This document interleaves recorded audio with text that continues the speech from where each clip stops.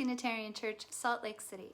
This is UU of the Week, where we learn about fascinating Unitarian Universalists.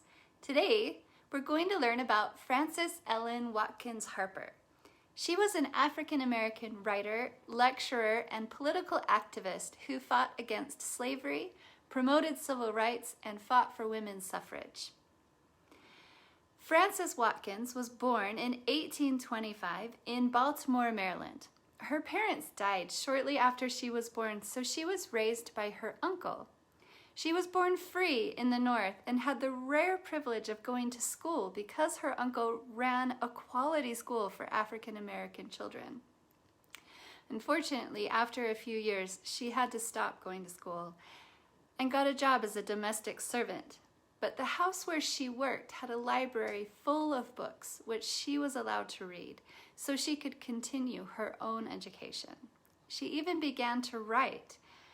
Frances Watkins published her first book of poems and essays by the age of 20.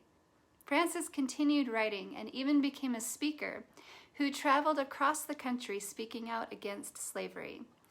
Frances Watkins spent much of her young life as an abolitionist, trying to end slavery in the South. And it was through this work with the Underground Railroad that she first met the Unitarians. Her spiritual philosophy most matched the Unitarian Church, but she also split her time between the First Unitarian Church of Philadelphia with the African Methodist Episcopal Church, or the AME Church, where the rest of her family attended. Frances married Fenton Harper and had one daughter, although he died not long after they were married. Frances Ellen Watkins Harper continued writing, speaking, and teaching. Once slavery was abolished after the Civil War, she worked for women's rights.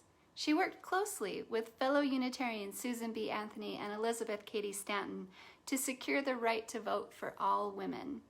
Although I'm pretty sure their relationships must have been a little tense, because Harper supported the 14th Amendment, which gave black men the right to vote in America, while Anthony and Stanton did not support this amendment.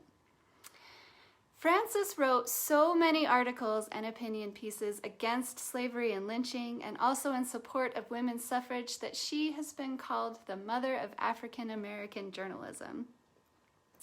Sadly, Frances died in 1911, 9 years before women received the right to vote. Thank you for learning about this exciting addition to our UU of the Week collection. To learn more about fascinating UUs, go to uuoftheweek.org.